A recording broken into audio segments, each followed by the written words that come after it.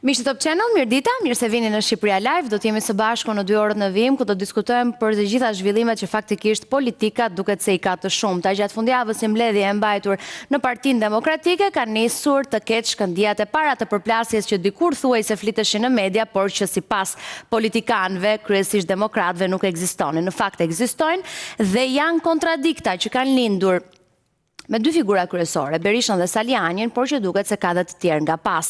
Kërkohet dorëheqja e Nokës.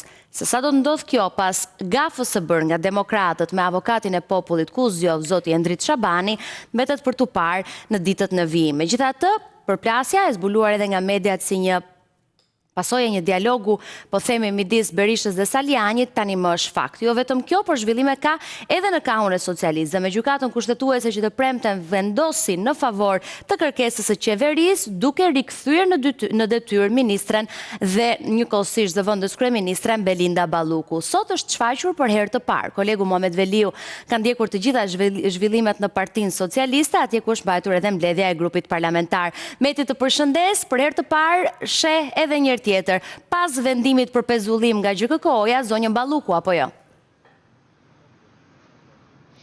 Absolutisht që po, Sidorele, gjithë vëmendja para ditën e sotme, të paktën e gazetarëve që mbulojmë politikën, ka qenë se si do të vepronte zëvendës kryeministra Balluku pas vendimit të gjykatës kushtetuese të premten, vendimit cili e riktheuat në detyrë. Ka patur prezencë të mediave, jashtë ambienteve të kryeministrisë, po ashtu edhe jashtë ambienteve të Ministrisë së Infrastrukturës, në cilën e drejton zonja Balluku, por ajo fillimisht ka preferuar dhe ka nisur ditën duke marrë pjesë në mbledhjen e grupit parlamentar këtu në kryesinë e Kuvendit të Shqipërisë, pak përpara se të fillonte kjo mbledhje. Në pritje të kryeministit Edi Rama, kanë qenë të shumë deputetë socialistë të cilët e kanë përqafuar dhe kanë uruar për këtë fitore të parë juridike të saj natyrisht, por edhe kryeministi Edi Rama, se mos harrojmë, ishte kreu i qeverisë ai që çoi këtë çështje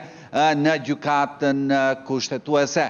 Nëse do më pyese Sidorela se çfarë është duke bërë këto momente zëvendës kryeministra Belinda Balluku, unë do t'i përgjigjem kësaj me një komunikim që kanë patur me një burimtimin nga Këshilli i Ministrave, i cili më thotë se zonja Balluku është rikthyer sipas vendimit të gjykatës kushtetuese dhe po bën punën me kompetenca të plota. Zonja Balluku ka dalë në përfundim të mbledhjes grupit parlamentar të Partisë Socialiste, shoqëruar nga Ministri i Arsimit, zonja Kumbaro, një mike e ka hershme, do thoja, e zonjës Balluku, dhe është krijuar një situatë me të qeshura, pasi atë moment të cilin e pristin të gjithë operatorë dhe ne gazetarë që ishim këtu në kryesinë e Kuvendit, atë planin e daljes, atë planin e parë ballor të saj të rikthyer në detyrë.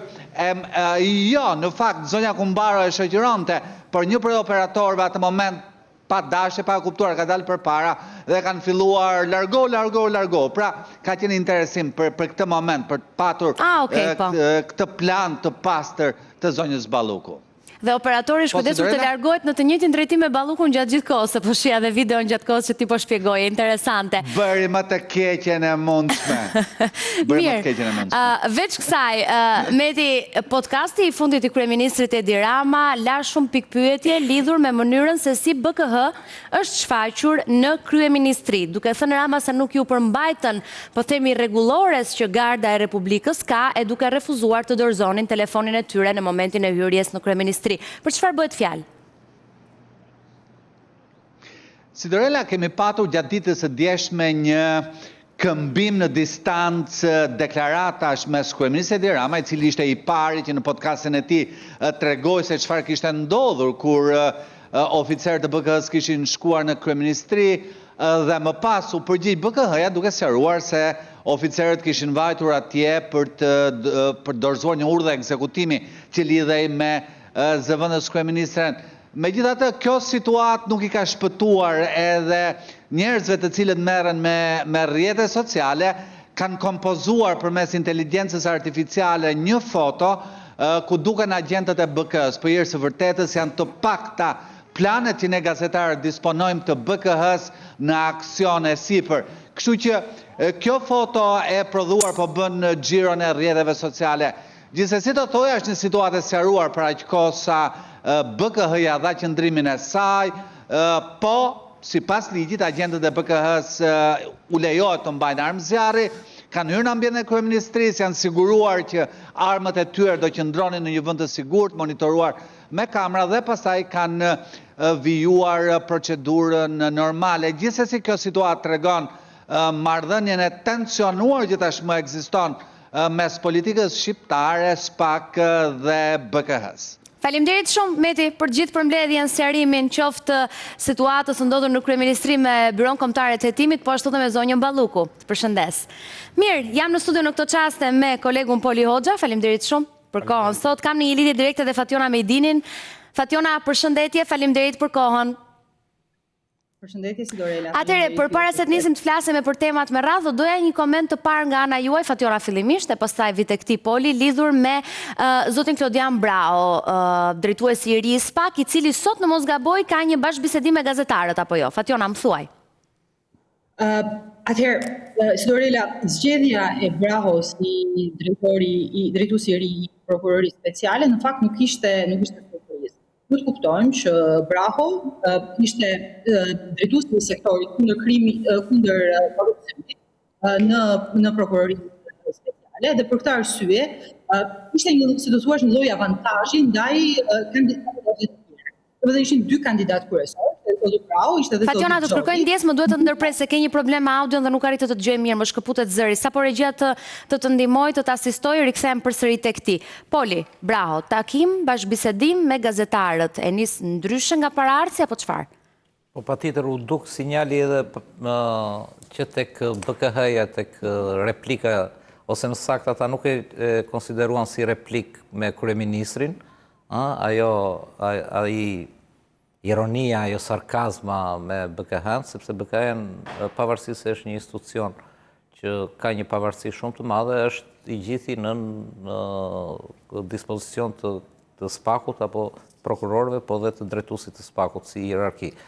Kështu që ditën e dieshme mua më bëri shumë përshtypje sepse përgjithsisht gjatë kohës Dumani nuk kishte përfshirë institucioni i SPAK-ut apo i BKH-s në akuzat, apo në ironit, apo në sarkazmat, apo në talljet, apo disinformimet e qëllishme të politikës, aq më tepër të kryeministrit, dhe dje për herë të parë, domethënë pam një njoftim të BKH-s që sqaroi situatën e patllakeve dhe të trimoshave, sipas kryeministrit. Dhe pastaj duket që zoti Brao, domethënë e ka vijuar me gazetarët, sepse kush e ka dëgjuar me vëmendjen zoti Brao në platformën e tij, e quajti të arir, domethënë e quajti të mirë marrëdhënien e SPAK-ut me median, por tha, domethënë ka më shumë vend për të shmangur disinformimin apo abuzimin me punën e SPAK-ut, dhe duket që përgjigjja është që marrëdhëniet në kohën Brao me media do jenë më të ngushta në pikpamjen e transparencës që të mos i lihet vend atij frontit anti-SPAK të abuzoj, të disinformoj. Një vazhdimsi pune. Nuk di nëse ma konfirmoni, e kam Fationën, është okej për ta pyetur dhe të për Klodian Braun, tani jemi Fationa, po më thuaj. Okej, për pak çaste do ta kemi Fationën, kam përshtypjen se ka një problem me internetin. Megjithatë, okej, ma konfirmoni, është? Jemi okej, Fationa, po, më thuaj. Ju dëgjoj, Sidorela. Ajo që nisa për të thënë në fakt, është fakti që nuk është surprizë zgjedhja e Brahos në krye të prokurorisë speciale. Për shkak të faktit sepse Brao është një nga prokurorët më me eksperiencë brenda prokurorisë, por dhe nga ana tjetër ka qenë drejtuesi i sektorit kundër korrupsionit. Dhe sigurisht në karrierën e tij, edhe përpara se ti bashkoi SPAK-ut, ka pasur raste të niveleve të larta të hetuara të funksionarëve publik. Tani, çfarë do të bëj Braho në drejtimin e prokurorisë? Nëse 3 vite më parë Dumani kishte në dispozicion vetëm infrastrukturën e shtruar të SPAK-ut, Braho ka infrastrukturën e 6 viteve më përpara të funksionimit të SPAK-ut, por ka dhe trashëgiminë e Dumanit. Do të thotë Dumani nuk kishte trashëgimi përpara.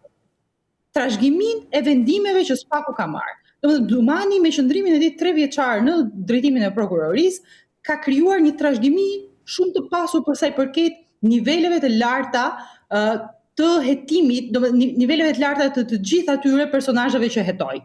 Po kjo i jep gjëra pozitive, kjo trashëgimi Braus, apo e vënë në presionin që duhet të mbaj, po themi, ritmin e Dumanit?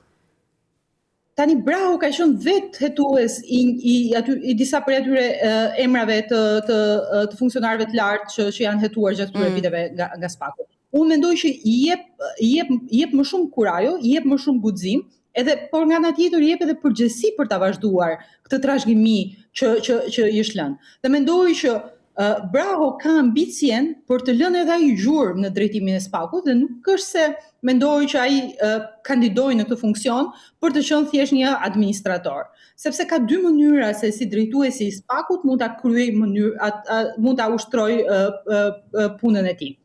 Mënyra e parë është ai jetë një drejtues i mirë prokurorie, që do të thotë që ai ka çështje të caktuara, e ndan punën mirë midis prokurorëve, e përfaqëson SPAK-un mirë në konferenca përshtypje apo me agjencitë partnere, dhe nga ana tjetër ai mund të ndjekë edhe shembullin e Dumanit, për të qenë edhe vetë një lloj hetuesi, për të qenë si të thuash një lloj krye prokuror, për të marrë pjesë në hetime. Kontrolli i bërë nga BKH në kryeministri, cili nga të dy ka informacion për çfarë mund të ketë ndodhur, për cilën periudhë bëhet fjalë dhe cilat janë rregullat që BKH-ja duhet të ndjek në institucione siç është kryeministria.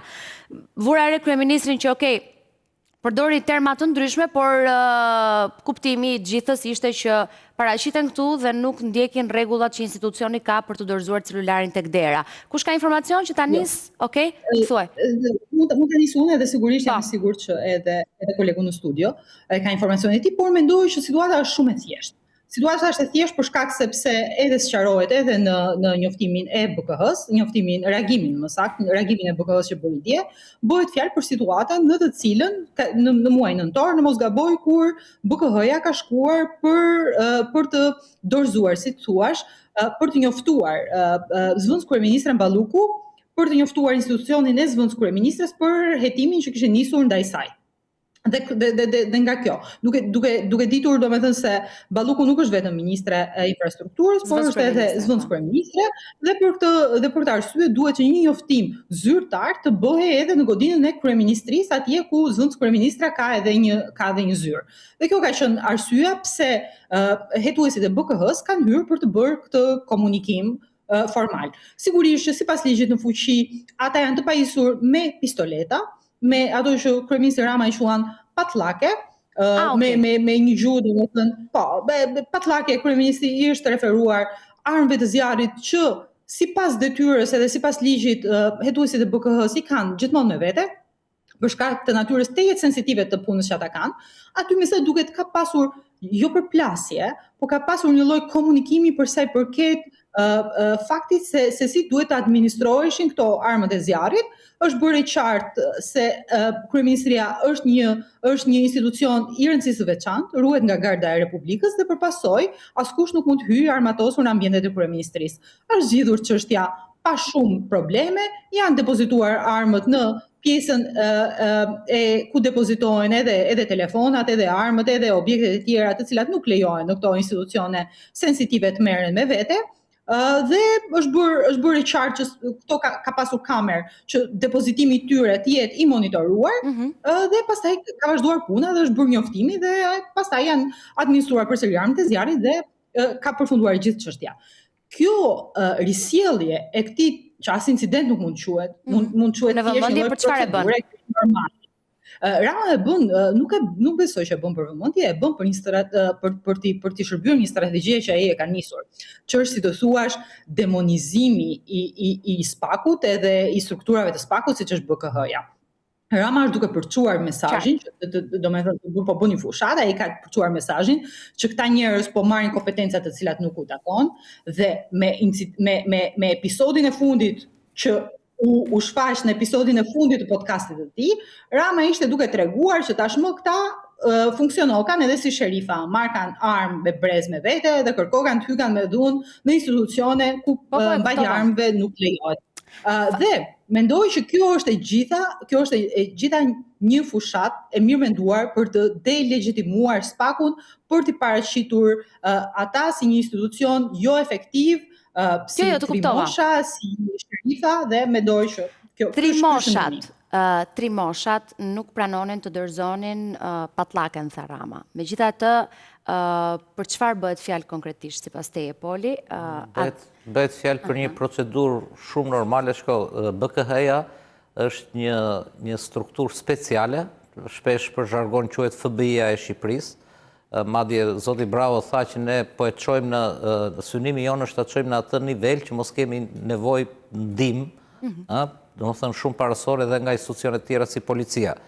Këtë bën FBI-ja në Shtetet e Bashkuara të Amerikës. Çështja është që procedura ka qenë shumë normale. Ata shkojnë dhe dorëzojnë atë që kanë për të dorëzuar masën e gjykatës, siç e kanë punën e tyre, dhe nuk ka patur asnjë, unë kam pyetur edhe nga garda, nuk ka pasur asnjë rezistencë në kuptimin që ne duam të futemi brenda me patllaket e kryeministrit. Përkundrazi, e vetmi sqarim ose po të duash ta quajmë debat, hajde ta quajmë debat, ka qenë ky.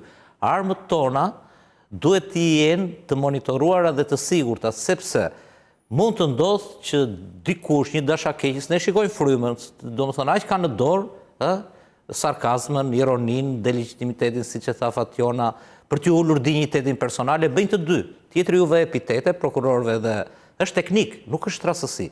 Është teknik për t'ju ulur atë dinjitetin personal, gjyqtarëve, prokurorëve, këtyre të BK-s, dhe nga ana tjetër ironinë. Ironia nuk është, ironit mund të bëjmë ne analistët, që s'kemi pushtet, po këta që kanë pushtet, sarkazm, ironi, epitete etj, është teknik e komunikimit dhe një teknik e ndyrë për t'i përcjellë në një formë mënyre. Dhe ideja është vetëm kaq, ata marrin masat dhe kërkojnë garanci që një armë e tyre mund të mos dërohet me një armë tjetër. Nesër të dalin dhe të thonë për shembull kjo armë është përdorur në X krim. Pra i gjithë problemi thonë ju është tek arma, dorëzimi i armës. Korreksi e ligjit. Shiko, nuk është hera e parë që disa persona të ndryshëm ankohen për sjelljen e... Se nuk u ankoha që atë ditë, Edi Rama, se ka ndodhur në nëntor kjo. Ne jemi në datë... Ai e tha në datë 14. Se tani pra? Se tani? Po sepse është, atë ka, kemi bërë një debat, jo se e ke bërë me mua, po sigur shokua studia këtu për atë frontin, për frontin anti-drejtësi, po sidomos anti-SPAK, anti-GKK, që është i përbërë nga politikanët që kanë punë me drejtësinë, ose janë duke shkuar në atë vit të paturit punë. Mirë, pra, po pse e la për ta thënë pikërisht tani që fitoi çështjen në... Po çka ka fituar? Po s'ka ka fituar, çka ka fituar? Ka fituar po edhe çfarë ndryshon? Dhe çfarë ndryshon te gjetjet e hetimit? Çfarë ndryshon te dosja Balluku që sa vjen dhe po zgjerohet? Çfarë ndryshon tek hetimi pasuror që është duke u kryer? Çfarë ndryshon? Asgjë nuk ndryshon. Dhe ai pikërisht i dërgon sinjale që ndaloni, keni vajtur deri këtu, po të paktën ndaloni. Kjo është gjithë loja e këtyre. Nuk është ndonjë, nuk i ndryshon asgjë gjykata kushtetuese zonjës Balluku në qoftë se ka bërë. Për ato që ka bërë dhe për ato që priten ose që mendohet ose që po hulumtohet për t'u zbuluar. Gjykata kushtetuese ka hedhur poshtë, sepse gjykata kushtetuese, shiko, ka dhe një kontradikt. Pavarësisht dhe Edi Rama kur ka bërë kërkesën, ka një kontradikt. Gjykata kushtetuese, për shembull, po të lexosh vendimin, se unë jam jurist, po që është, thotë, për punë të prishjes ku di unë të mirë qeverisjes e tjerë, do më thënë kjo duhet të kthehet në zyrë, derisa të marrim në vendimin. Se gënjej dhe popullin i thonë sigur është marrë vendimin. Derisa të ne ta shqyrtojmë çështjen. Por, ka dy masa, ata agjendët e BK-s kanë dorëzuar dy masa, Sidorela. Është dhe masa e ndalimit të pasaportës për rrezik aratisje. Pra, unë e bëj logjikën kështu. Kjo nuk ka lëvizur. Jo, pra, tani, sipas atyre juristëve të gjykatës kushtetuese që unë ja respektoj vendimin, sepse ata kemi gjykatën më të lartë, supreme, kjo, zonja, nuk prish ka prova, sepse e masa pezullimi ishte, sepse në këtë zyrë janë kryer 2, 3, 4, 5 gjëra dhe ti rrezikon. Por kjo mund të aratiset. Sepse po të ishte shumë me një vendim aty ex oficio thoshin, të hiqen të dyja masat. Do të thënë kjo, që nga rrezik për t'u aratisur, si që ja ka dhënë gjykata, por që nga rrezik për të prishur provat duke futur në zyrë.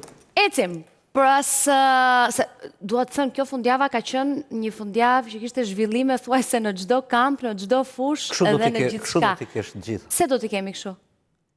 Po sepse ka arritur në një pikë...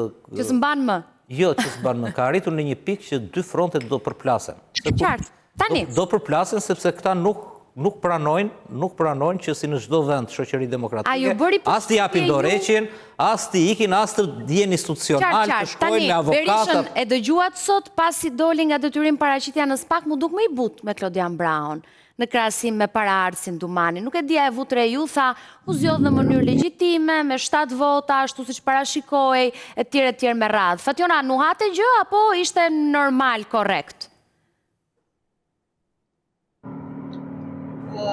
Sidorela nuk e di nëse mundem të dëgjohem në studio, por për shkak sepse edhe ambienti në cili po flas është paksa i papërshtatshëm. Desha të them që Berisha është duke testuar Braun. Është proces krejt normal, ne njohim Berisha tashmë, por për shkak të fazave që ai ka. Ai në fillim domethënë është si thua është duke e testuar Braun. Nuk është se po bën atë luftën frontale me njëherë, kërkon si të thuar, sepse Berisha e ka lënë çështjen në gjykim, edhe është edhe në hekim edhe në gjykim, edhe çështja aty nuk është mbyllur. Okej, Fationa, se kam përshtypjen është pak e pamundur për shkak të zhurmave që ka atje. Nëse e ke të pamundur për ta vijuar bisedën në një ambient tjetër, të të falenderoj se dëgjohet shumë zhurmë edhe të përshëndes. Të më falni. S'ka problem fare, mos u shqetëso. Është okej. Poli, e para, një Berish pak më i butë, po e teston, tha Fationa më herët. E dyta, një Berish që ka përplasje brenda për brenda partisë vetë, këtë herë me Salianin, me një avokat populli që na rëshkiti nga duart, thau, nxituam, bëm gabime, etj me radhë. Po e menaxhon dot të gjithën, apo? Ta nisim nga butësia, të themi dy fjalë për butësinë. Nuk u tregua i butë. Politikisht korrekt ishte, a? Po, politikisht korrekt, sepse ne tash me dim dhe Berisha vetë nuk e fshe, edhe kur doli nga SPAK-u, filloi të fliste çfarë i kanë bërë Argitës, Vajsës, çfarë i kanë bërë bashkëshortes Lirit. Sali Berisha, që në fillimet e tij, dhe këtë mund të diskutojmë dhe pse edhe për situatën brenda PD-s, e gjitha kjo histori e opozitës ka nisur prej Sali Berishës, prej rikthimit, prej foltores, prej rithemelimit, e gjitha vetëm për këtë. Dhe Sali Berisha e ka aq të ngushtë hallin, aq personal, sa që në qoftë se nuk ka dhënë shenja si drejtuesi i ri SPAK-ut Braua, nuk është i keq se s'ka dhënë akoma që këto gjëra do vazhdojnë apo do thellohen. Kështu që thot ta presim. Dumani, edhe pse ka ikur nga jo detyrë, sot çfarë s'u tha prapë për Dumanin, çfarë s'u tha për gjyqtarët, etj. Kështu që kjo është shumë e thjeshtë, unë abitem pse njerëzit akoma e vënë në diskutim këtë lloj çështje. Kjo është një çështje e një individi që ka probleme të pasgjidhura, nuk i zgjidhi dot pavarësisht premtimeve shumave të mëdha me Shtetet e Bashkuara të Amerikës, ka probleme me Britaninë e Madhe, 2 non grata, madje edhe me vendim gjyqësor, dhe njëkohësisht është i pandehur për korrupsion, ka gjyqin. Pra ka interes të kuptoj pak të dhe është edhe me mas, një lloj si Balluku, që thot i iki Balluku, edhe ky ka mas detyrim paraqitje një herë në javë. Brenda PD-s, çfarë po ndodh? Brenda këtij halli, rreth këtij halli vërtetet Sali Berisha dhe me të drejtën e vet. E lëm drejtësinë dhe Berishën, brenda PD-s. Po brenda PD-s po ndodh ajo që kushdo e priste, unë kam qenë një nga ata që e kam thënë, nuk po kënaqem që po ndodh kështu, po ishte një rrugë e detyrim përcaktim, Sidorela. Pse? Sepse një parti e cila tenton të ecë përpara mbi gënjeshtra, duke shmangur të vërtetat e saj të mëdha, PD-ja sot, PD-ja flas për demokratët, e kupton, kanë filluar në rrjet, duhet të përballen me të vërtetën e tyre të madhe. Ajo është trimëri, ajo është shpëtim, e vërteta të shpëton. Dhe këta përpiqen ta shmangin të vërtetën e madhe. E vërteta e madhe është që problemi i Partisë Demokratike është leadershipi, është kandidat për kryeministër një njeri që nuk lëviz nga non-gradat, i izoluar nga ndërkombëtarët, i pandehur me një gjyq përpara për korrupsion pasiv, e të tjera, e të Kush është tjera. problemi Berishës? Është leadershipi që ai nuk e lëshon sipas jush, apo është që po i krijohen grupime të cilët mendojnë se personat rreth Berishës nuk janë të duhur? Ta themi hapur, pra, personat të tjerë, siç është zoti Saljani, apo dhe një pjesë e mirë aty që ne i dim, i thon jashtë kamerave apo në biseda personale, nuk mendojnë që zoti Noka, zonja Albana Vokshi, apo dhe disa 2-3 të tjerë janë njerëzit e duhur brenda PD-s. Pra këta e kanë me leadershipin dhe Berishën apo me njerëzit rreth Berishës? Po kjo është pra gjithë problemi. Gjithë problemi është një lloj si në kohën e Shiko, aty shumica mendojnë se Saljani, pavarësisht se Saljani e thot me z, e të tjerët nuk e thonë. Nuk besoj që atje në PD, se nuk dua të flas me emra për sa kohë, ata kurse thon vetë pse duhet ta them unë, mendojnë që zoti Noka është i duhuri. Pra ka shumë brenda PD-s që Nokën nuk e duan. Ka shumë brenda PD-s që zonja Albana Vokshi nuk e duan. Tani, këta e kanë me Berishën apo me të tjerët? Po kjo, shiko pra, këta e kanë me Berishën. Me Berishën e kanë 80% të demokratëve. Përveç se një grupimi, e ke parasysh që mund t'i quash militant të sëmurë e tjere që janë gati të ecin, siç janë nisur, prej 4 vitesh të shkojnë Atëre këta duan të ergut Berisha, thua ti? Po nuk e thonë, pra, po kjo është hipokrizia e kësaj partije. Do më thënë, këta thonë, faje ti iki me Meti me Nexhmien, apo ku diun me Themio Thomaj. Po shoku... E zëm që Berisha e pranon. Berisha thotë, okej, unë po iki. Kush e jep fitoren PD-s nga këta tjerët? Kush do? Por gjithmonë me një proces riorganizimi. Me një proces, shumë, ka 80% e degve. Gjithë çështja është që kjo... Kush ja jep fitoren? Edhe PS-ja fiton pa Edi Ramën. Këto janë, e ke parasysh, këto janë, do më thënë, vdiqen veri, nuk bëhet më Shqipëria, do më thënë. Gjithë çështja, ja ku është Shqipëria, gjithë çështja është që këta, këtu, Sali Berishës, për hir të së vërtetës, i cili nuk ka patur shqetësim, edhe pas humbjeve të mëdha, do më thënë, të lokaleve, të 11 majit, të tani të fundit, humbje her pas here, po të thella dhe shumë katastrofike, nuk e ka patur problem. Nuk e ka patur problem, sepse atë që ka dashur e ka ashur. Atë me marrëveshjen për kodin zgjedhor, e ka bunkerizuar dhe i ka ashur. Këto tani, por fakt është që Sali Berishës tani përveç halleve me SBA-n, me Britaninë dhe me SPAK-un dhe me GKK-n, është duket hapur që i është kthyer në hall dhe vetë kjo lloj PD-je, i është kthyer në bumerang, po i ndodh karma. Kjo PD e zvogëluar që merr 300, rreth 260.000 vota më pak se viti i kaluar, se zgjedhjet e kaluara, kjo PD tani po i kthehet në hall, sepse njerëzit që janë atje, në një farë mënyrë do ta gjej dhe lëvizja Saljani është një nga këto. Është një nga këto, por çfarë ndodh? Shpallet direkt armik. Jo vetëm Saljani, po kushdo që mendon ndryshe, një parti e themeluar si parti e lirisë së mendimit në vitet 90, një parti që është gjizur duke dëgjuar zërin e Amerikës fshehurazi, një parti e tillë thot po mendove ndryshe, je armik. Dhe arrin situata deri aty sa që krye fjalë tani duan ta lozin o lëvizja Muliik, e kupton? Domethënë nga Ramaik o Muliik, ose është kthyer në një debat të madh aty po ta shikosh Suel Çela, e kupton ti? Më i kërkuari në Shqipëri nga SPAK-u, në Arati, Suel Çela është kthyer në debatin kryesor të Partisë Demokratike. Kush është? Si ke bashkëpunuar ti me Suel Çelën kur ke bërë kuvendin me firmat e Suel Çelës që ti ka mbledhur me forcë kur ke bërë kuvendin e fashën të stadiumit?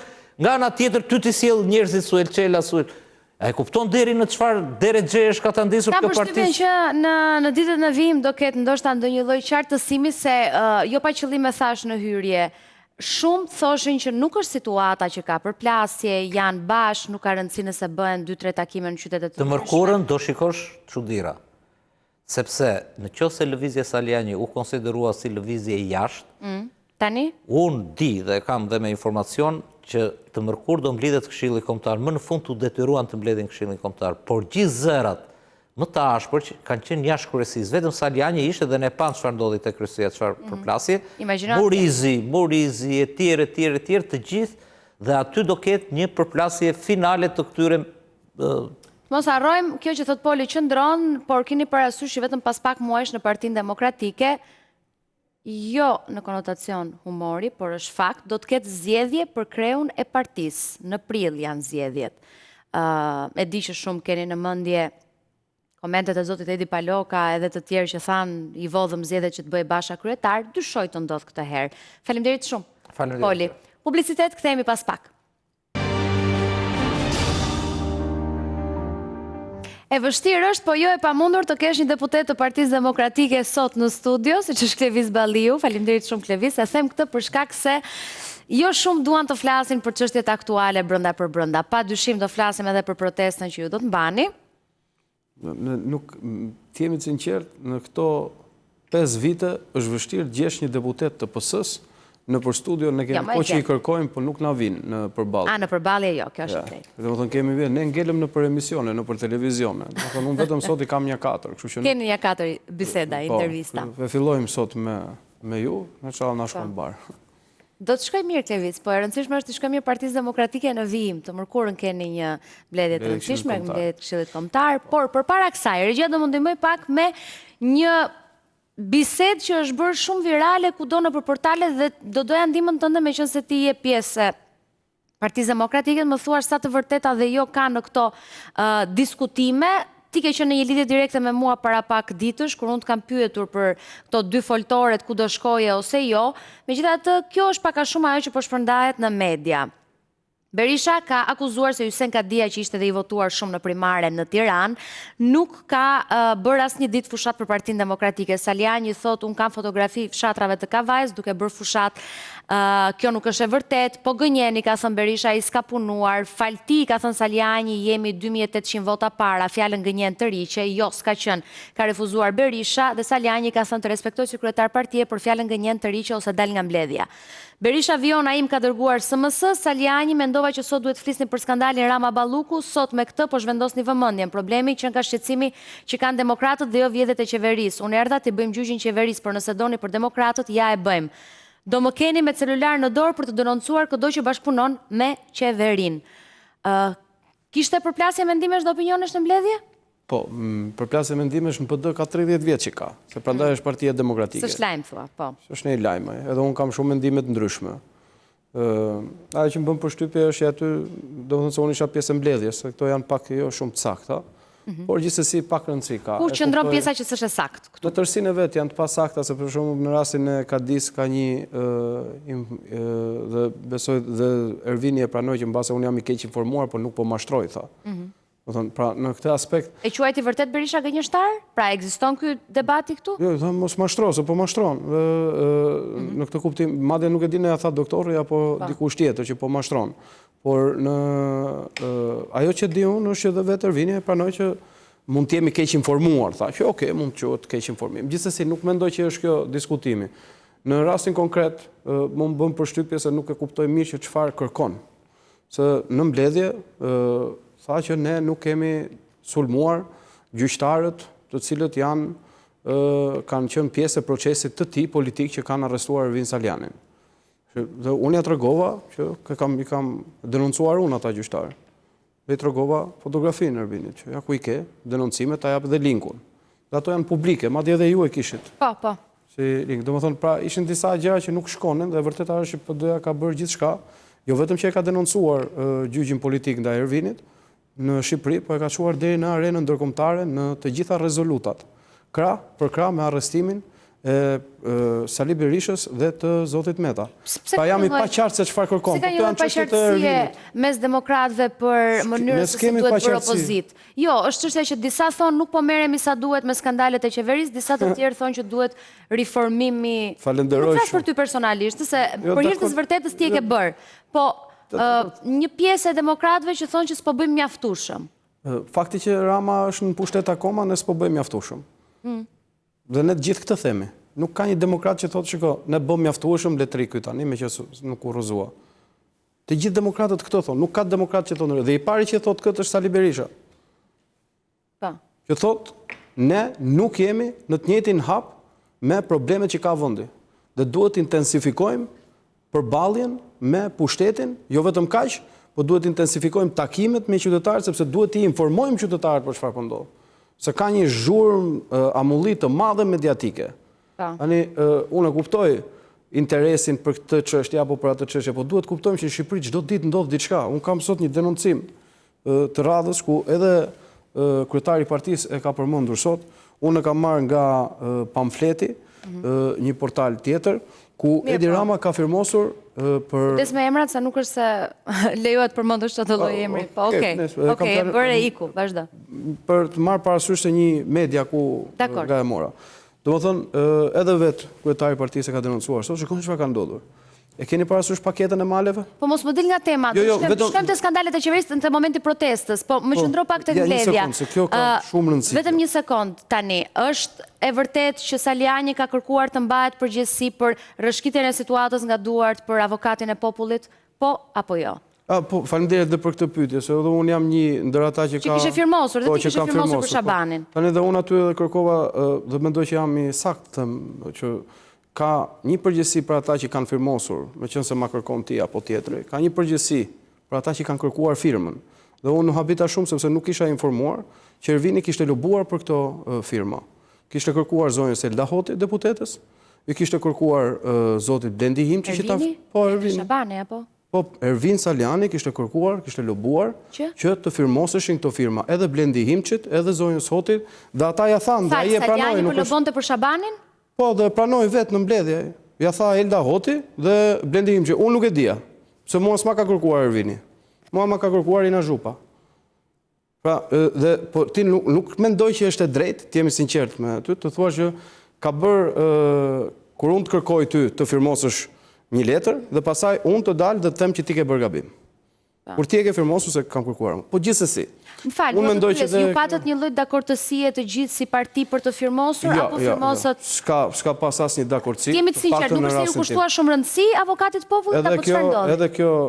Edhe kjo që nuk u kushtua rëndësi, edhe keq menaxhim, po doni ju, por unë jam nga ata cilët kur bëj gabim më përgjegjësim vetë dhe nuk ka nevojë për të justifikuar. Jo ma kërkoj filani, s'ma kërkoj filani.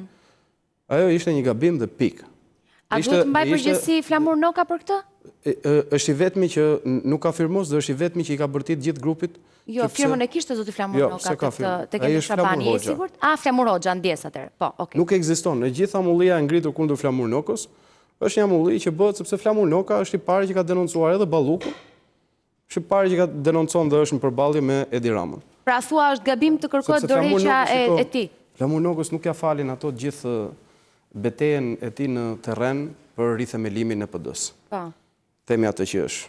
Nga pikpamja e terrenit, unë kam qenë komision të rithemelimit, po Flamur Noka ishte ai i cili bënte ekzekutonte në mënyrë perfekte rithemelimin në gjithë Shqipërinë. Flamur Noka mund të ketë 1000 gabime, nëse jemi perfekte, dhe unë mund të kem 1000 gabime. Dhe pushteti nuk ja fal Flamur Nokës atë, sepse ajo ishte mundësia për pushtetin që të ekzekutonte Partinë Demokratike, duke lënë në krye dikë që ata donin ta menaxhonin sipas interesave dhe qefeve të tyre. Gjithsesi, mendoj e nderuar që përballjet dhe përplasjet dhe diskutimet në PD kanë qenë janë dhe kjo është një parti që krijon debat, por në situatën aktuale ku është vendi, të gjitha grupimet dhe të gjithë segmentet opozitare duhet fokusohen tek pjesa e përballjes me qeverinë dhe jo në çështje të tjera. Mendoj unë. Dhe kushdo, qoftë ky brenda Partisë Demokratike apo jashtë, që do të kontriboj, patjetër që ka derën e hapur. Së dyti, në qoftë se ti për arsye X apo Y çështje të tuat kërkon të bësh temë diskutimi, gjëra të cilat nuk kanë lidhje me përballjen me qeverinë, si do ta komentoni ju kërkesën për dorëheqje të zotit Agron Gjekmarkaj? Po, zoti Gjekmarkaj më kishte informuar dhe më përpara, sepse e ndjente të bënte një akt të tillë ndaj asaj çështje që ndodhi, sepse është nën kryetari i partisë. Është në kryesinë e vogël të partisë. Patjetër një akt që ka të bëjë me, si thua, ka të bëjë me standardin e zotit Gjekmarkaj, një intelektual, një qytetar i ndershëm, i cili në prizëm të atij gabimit që kemi bërë të gjithë së bashku, ai dha këtë si për të treguar që unë pranoj atë faj që kam bërë dhe vazhdojmë përpara, sepse nuk mund të merremi gjatë gjithë kohës me këtë, se ai proces edhe sikur të ishin firma. Berisha nuk e pranoi dorëheqjen e tij apo jo? Sepse është bërë kjo, ato firma janë dhe të pasakta. Ato firma nuk janë dhënë që ky ishte kandidat në parlament. Është e pavërtet. Për pos faktit që edhe janë tërhequr firmat dhe kaq mbyllet. Ai është bërë me votat e Edi Ramës sepse Edi Rama e ka shpërblyer që ai ditë se nuk u pranua dorëheqja e zotit Gjek Markaj. Të pyesni Sali Berishën. Okej. Por dhe unë mendoj që s'ka pse të pranohet. S'është ajo, ne kemi zgjedhje në prill dhe demokratët do të vendosin. S'ka pse nxitohet që tani. Kemi zgjedhjet në prill, dhe gjithsesi nga ne do të hyjë në procese zgjedhore. Kontributi demokratëve njëhet. Nuk bie kontributi se unë kam dëgjuar nga më të ndryshmet jo akuza jo sorosist, jam unë sorosist për shkak. Nuk mendoj që ka njëri që e merr seriozisht një budallitet. Ama një firmë edhe për dikë që keni akuzuar që është sorosist, është Shabani. Ajo është përgjegjësia ime, neglizhenca ime që s'pash kush është ai person. Se unë kam dhe ai është njëri që mua më akuzon që jam shpall non grada në Angli, ka 4 vjet, mua dhe babai. Prandaj pra po si edhe firmën them. Ishte një neglizhencë sepse u shit si aleat aty, thanë është për aleatët edhe kaloi.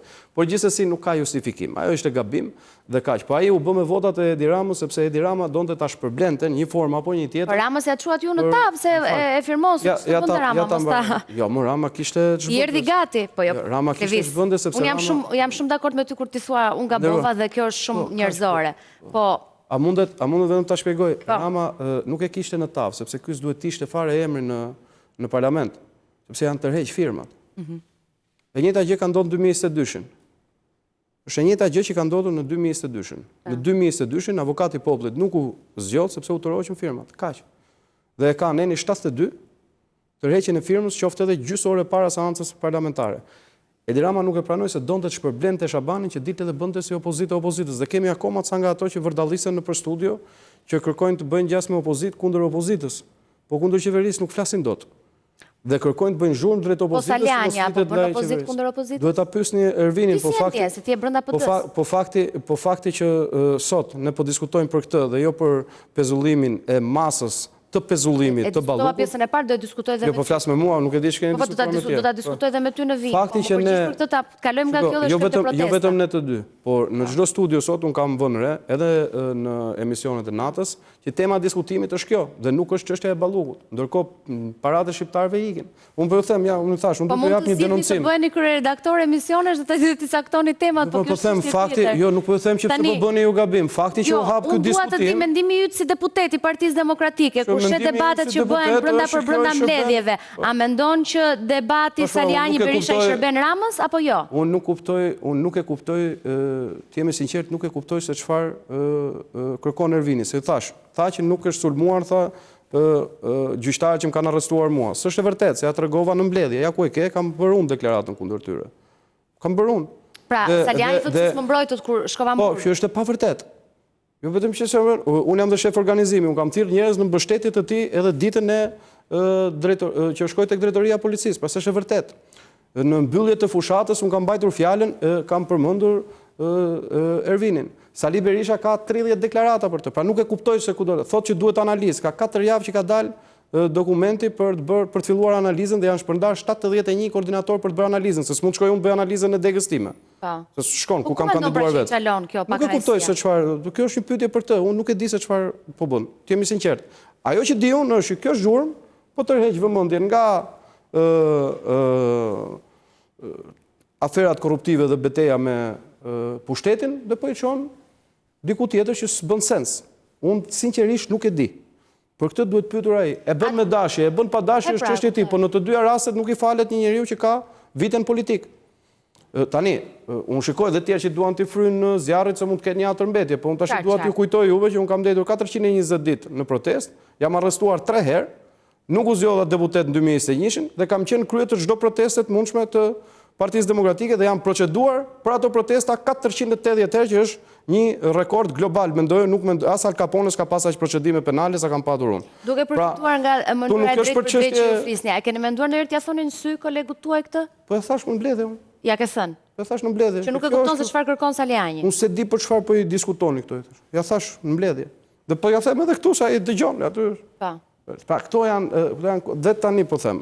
Qartë, në datën 22 protest kombëtare, por gjithashtu keni të mërkurën mbledhjen e Këshillit Kombëtar. Patjetër.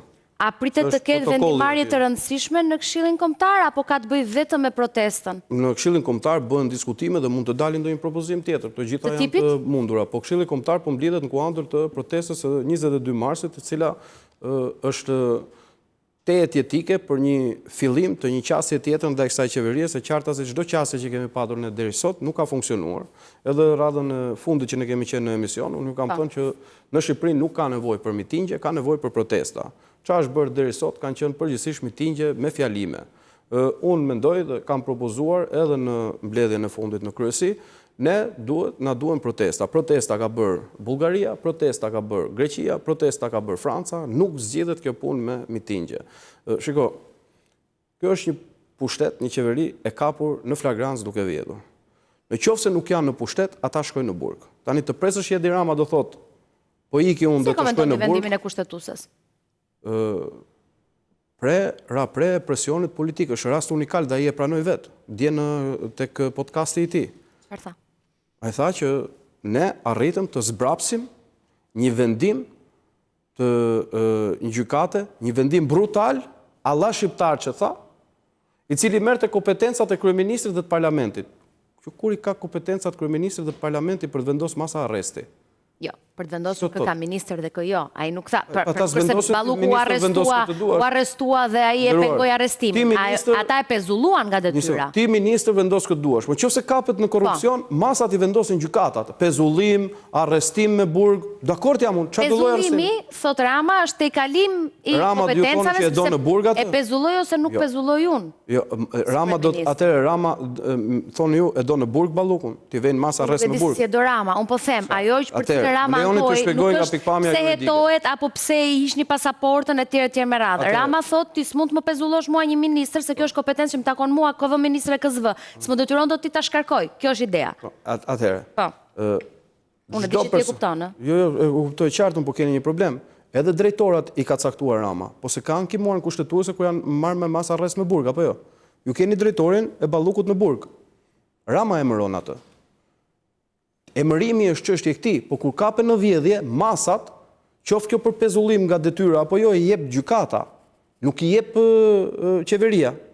To janë çështje të gjykatës çdo ky, dhe ky ka dalur publikisht duke cënuar dhe duke kërcënuar edhe gjyqtar dhe prokuror, aq sa edhe gjyqtar dhe prokuror kanë bërë reagim publik ndaj kërcënimeve të Edi Ramës. Tani, çfarë vërteton kjo? Kjo vërteton që ata duhet vënë mas arresti Edi Ramën, se qartazi ai ndërhyn hetime, siç ndërhyri për Ballukun. Dhe e pranoi publikisht dhe ky është rast unikal në botë.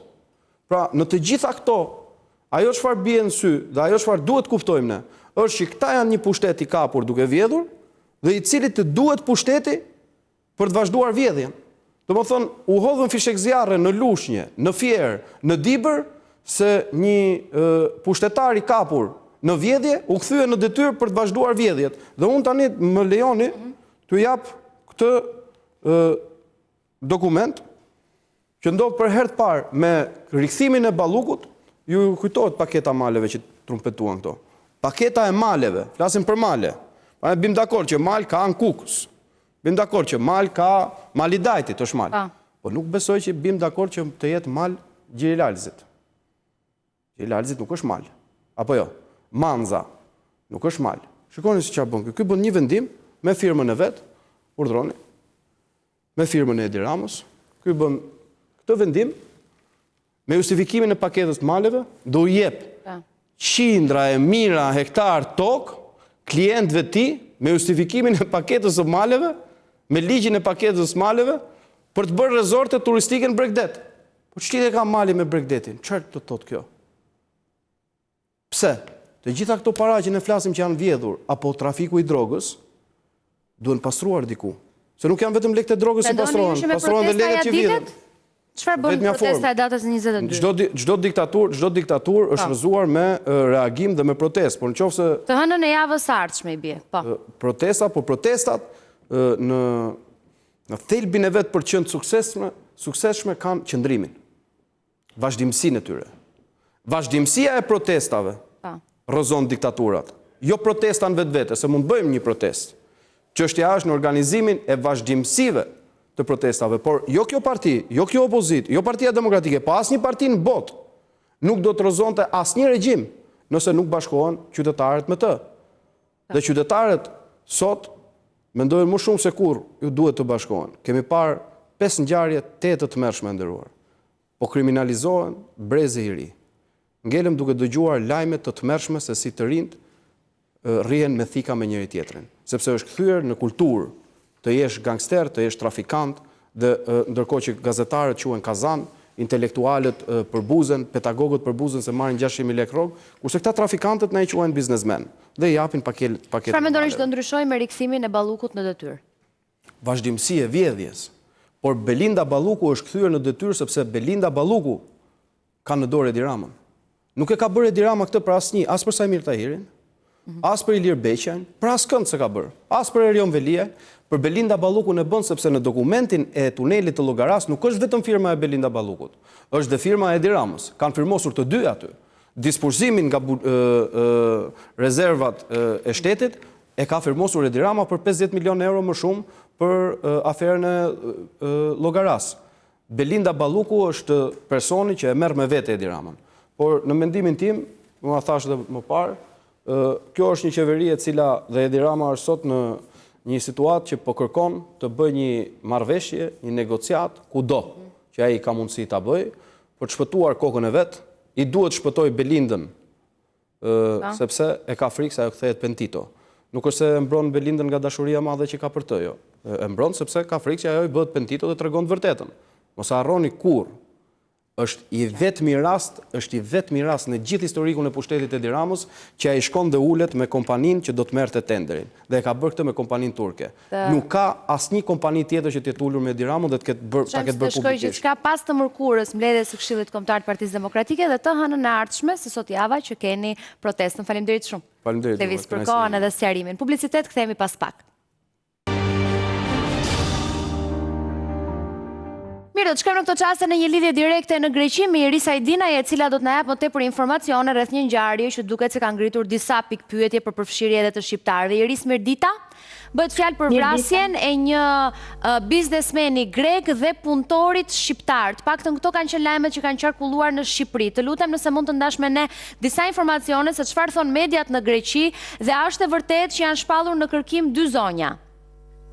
E vërteta është ngjarja ka ndodhur në 5 tetor, në zonën e Finikundas, është një kamping për pushuesit të veror, pronari grek 68 vjeçar dhe shqiptari i cili ishte një punëtor i besuar ndër vite, rreth 6 jetave, u vran tek recepcioni. Të 2 të rinj, të cilët qelluan me armë në gjakpotësi dhe u larguan. Të rinjt janë arrestuar.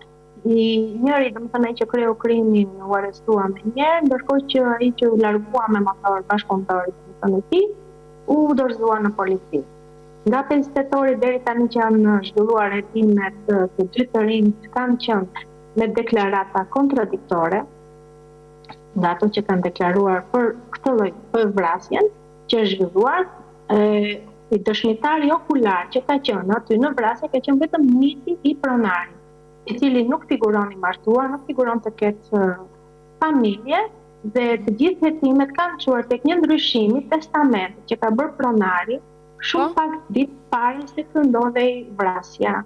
Edhe në këtë testament ka përfshirë dhe shqiptari, domethënë se ishte pjesë e pronës së kampingut. Dhe mendoshë që pjesën më të madhe të pasurisë e kishte nipi i tij në testament, 33 vjeçari, që mendohet të jetë djali i motrës së pronarit. Dhe tashmë hetimet kanë çuar sepse në disa telefonata dyshuese, në disa telefona me numër pakistines janë përdorur për të organizuar këtë krim.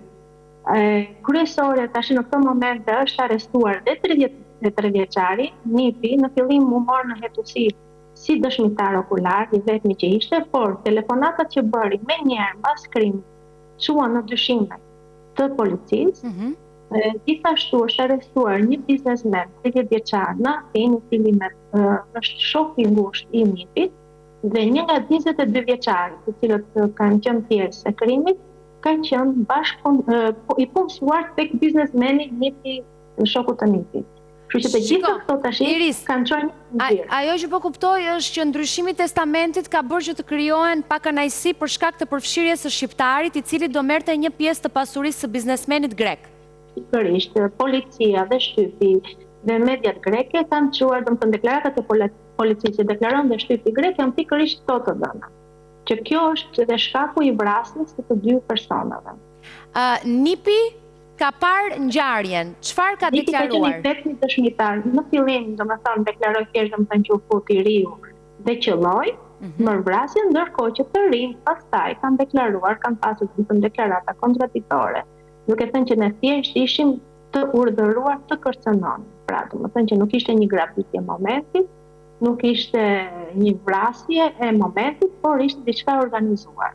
Dhe të gjitha këto tani kanë çuar fjetusin të marrin një sër hetimesh, telefonatash, të cilat kanë cilë dhe në shfaqje të dy zonave, të cilat janë në kërkim, që kanë qenë në bashkëpunim me dy të rinj për organizimin e këtij krimi dhe një të riu i cili mendohet. Kush mund të jenë këto dy zonja?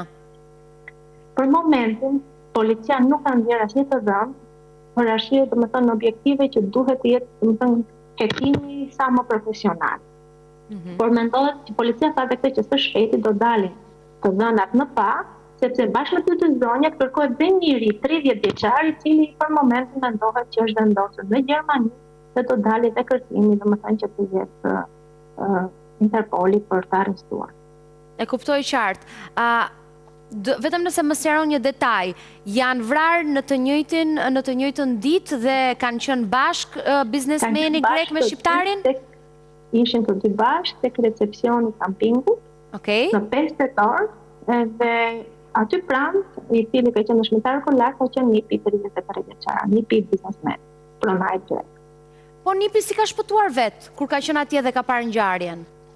Këtë detaj nuk është deklaruar tamam nëse ishte dhe i tek recepcioni ose në kaloi në momentin domethënë që ndodhi vrasja, por gjithashtu dhe të rinjt që u larguan me motor, janë të dy të rinj që u arrestuan, domethënë direkt mbas vrasjes.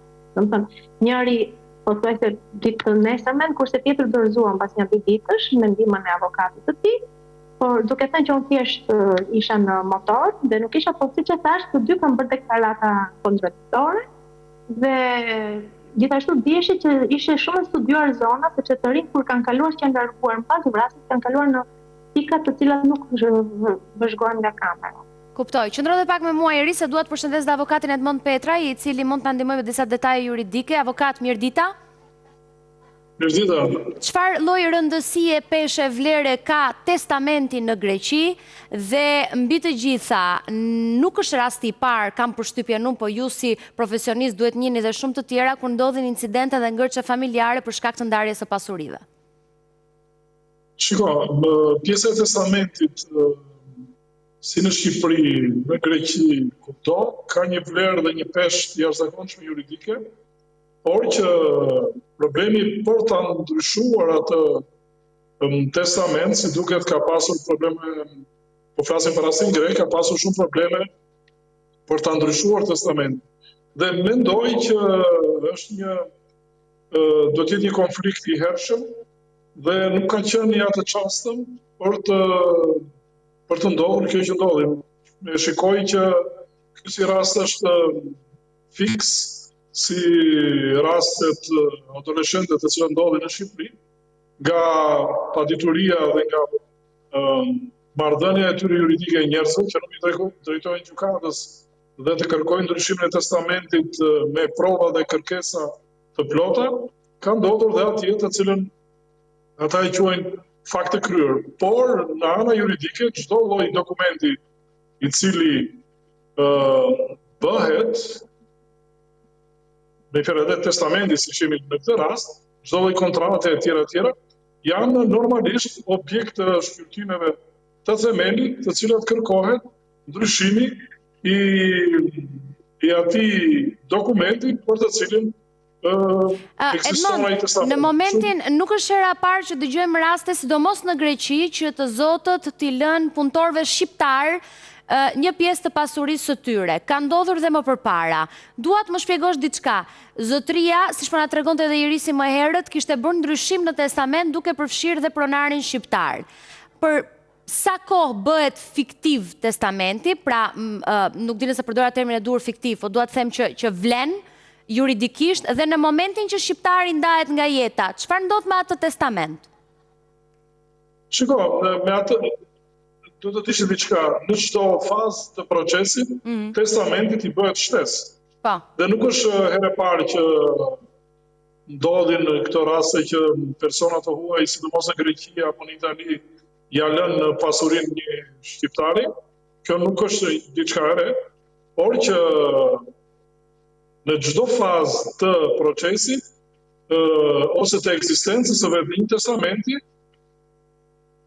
pronari, ai personi i cili nënshkruan testamentin, lë një hapësirë të veçantë duke specifikuar pasurinë e vet më detaje se çfarë i lë tek këtij shqiptari, sa përqind e tjera.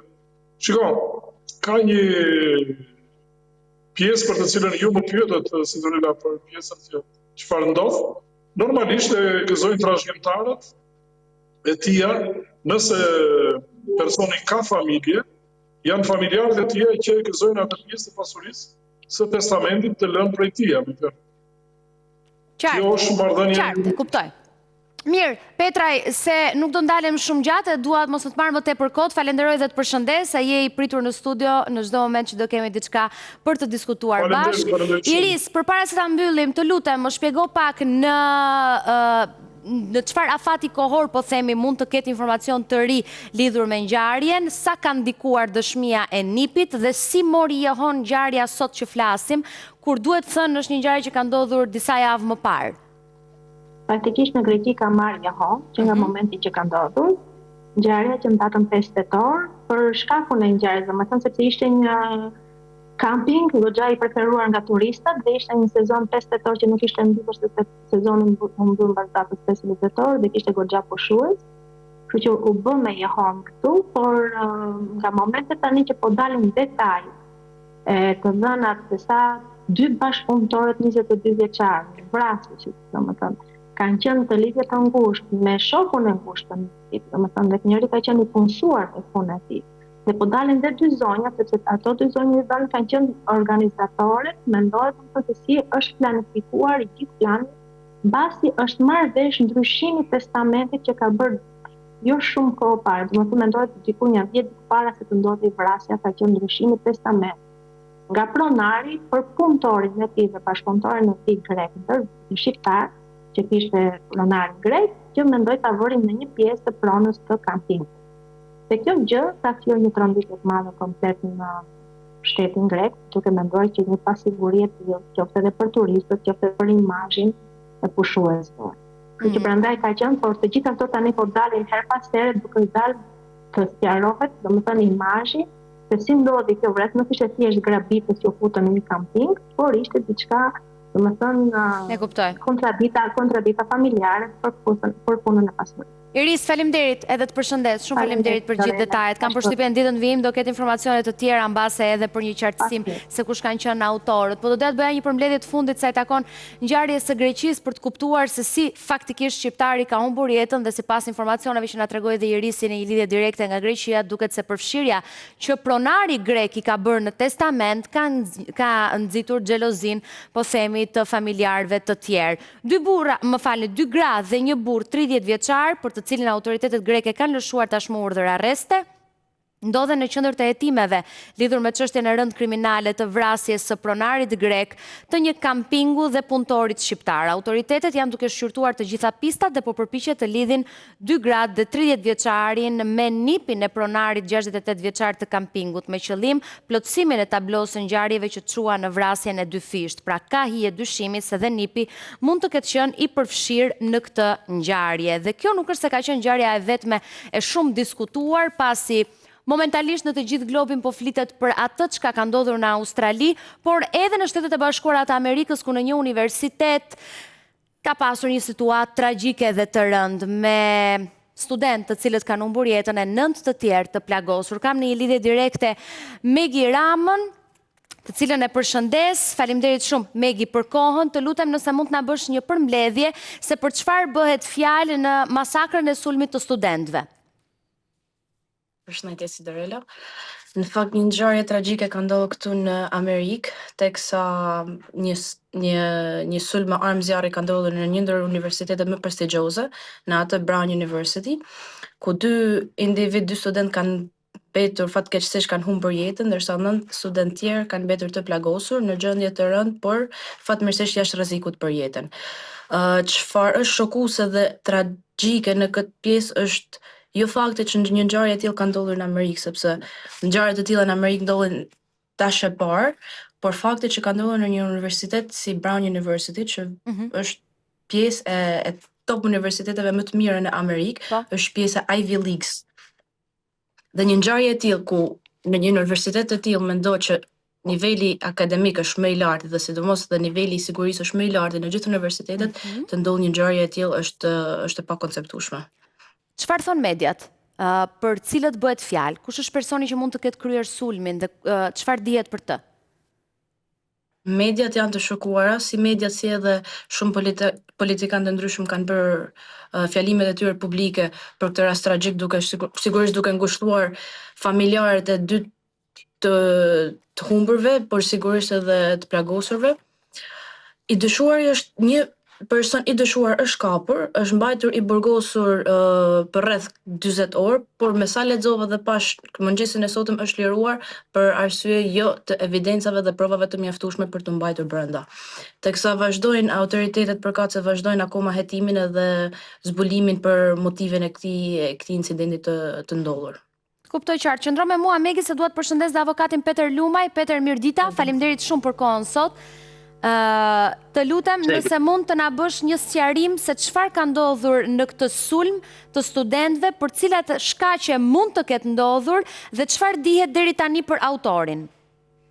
Autori është e ka liruar sot, domethënë se nuk ishte provat mjaftëse, që menohet që ishte autori. Autori për momentin hetimi është marrë në dorë nga FBI, sepse duket se ka një lidhje direkte me vrasjen e personit parë që është Ella Cook, është nga Alabama, dhe ishte presidentja e klubit republikan në Universitetin Brown University që thirret, që është një prej universiteteve më të njohura në Shtetet e Bashkuara që thirren Ivy League, dhe menohet që mund të kenë lidhje direkte azhësimi i saj, se ishte viktima e parë që nolli, direkt me lidhjet e saj politike dhe pozicionet e saj politike që ka në universitet. Kjo vjen nga një shtet konservativ që është Alabama, pikpamjet e saj ishin konservative, por FBI nuk e bën qartë nëse azhësimi, sepse është viktima që nuk mund të flasin për momentin dhe personi që bani azhësimin nuk është i arrestuar.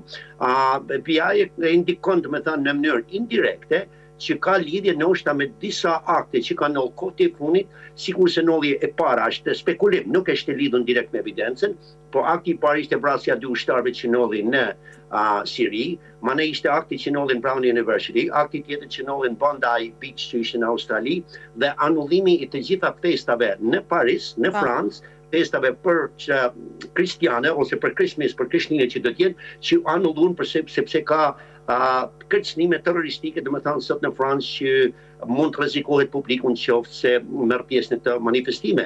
Është një shqetësim i jashtëzakonshëm në botën perëndimore për momentin, domethënë, nëse aktet janë të kryer domethënë nga e majta, e organizuar, shqetësim shumë i madh ngjarja, sidomos padyshim të gjitha ato që ti përmende dhe je fantastik për përmbledhjen që i bën të gjithave në një. Jo, sinqerisht sepse duhet ndalesha pak dhe te kjo e Australisë dhe më ndihmove për këtë. Të paktën 15 persona janë vrarë dhe 10 të tjerë janë plagosur në sulmin me armë zjarri që ka goditur plazhin Bondi, që ti po shpjegoje, gjatë festës hebraike.